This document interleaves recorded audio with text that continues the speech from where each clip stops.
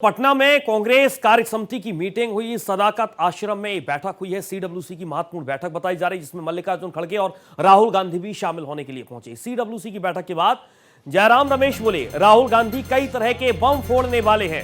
कांग्रेस के वरिष्ठ नेता जयराम रमेश ने इस बात का जिक्र किया है कि आने वाले वक्त में राहुल गांधी कई तरह के बम फोड़ने वाले हैं।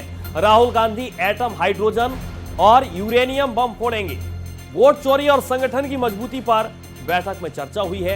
जाति गणना को लेकर सीडब्ल्यूसी की बैठक में चर्चा हुई है।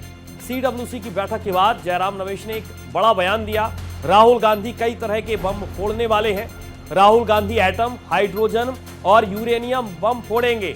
वोट चोरी और संगठन की मजबूती पर इस बैठक में चर्चा हुई। आपको बता दें कि आने वाले वक्त में बिहार में विधानसभा चुनाव है और इसी के मद्देनजर कांग्रेस पूरी तैयारी में जुटी हुई है। पटना में कांग्रेस की सीडब्ल्यूसी की बैठक बेहद महत्वपूर्ण। एक इलेक्शन कमीशन जो हमारे सवालों का जवाब नहीं दे रहा है, जो इलेक्शन कमीशन ने साजिश रची है, प्रधानमंत्री और गृह मंत्री के कठपुतली बन गए हैं, उस संदर्भ में जो हम सिग्नेचर कैंपेन चला रहे हैं, वही 5 करोड़ हस्ताक्षर हम इलेक्शन कमीशन को सौंप रहे हैं। इसके अलावा कूटनीति पर काफी बहस हुई। प्रस्ताव में भी इसका बहुत जिक्र है। राहुल जी ने भी इस पर अपने अंतिम भाषण में कहा कि कूटनीति की विफलताएं जो हमें देखने को मिल रहा है, जो चुनौतियां हमारे सामने हैं कूटनीति को लेकर, और ये सारे दोस्त प्रधानमंत्री के हैं और दोस्तों ने ही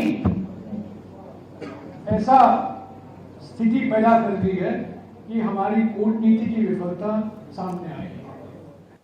पटना में कांग्रेस सीडब्ल्यूसी की महत्वपूर्ण बैठक हुई है, लेकिन इस बैठक के मतलब और मायने क्या निकाले जाएं? बड़े कांग्रेस के नेता इस बैठक में शामिल होते हैं और इसी पर ज्यादा जानकारी के साथ आशुतोष कुमार मेरे साथ पटना से लाइव जुड़ चुके हैं। उनसे जानने और समझने की कोशिश करेंगे।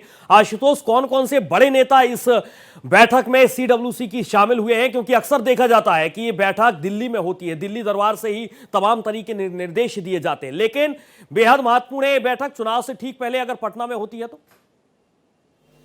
देखिए, बैठक के बाद जिस अंदाज में कांग्रेस के नेताओं ने एक संदेश दिया कि तेलंगाना में सीडब्ल्यूसी की बैठक के तत्काल बाद कांग्रेस की सरकार बन गई, उसी एक्सपेरिमेंट को बिहार में आजमाया गया है और उसी के तहत यहां सीडब्ल्यूसी की बैठक बुलाई गई थी और यहां कई तरह के प्रस्ताव पास किए गए।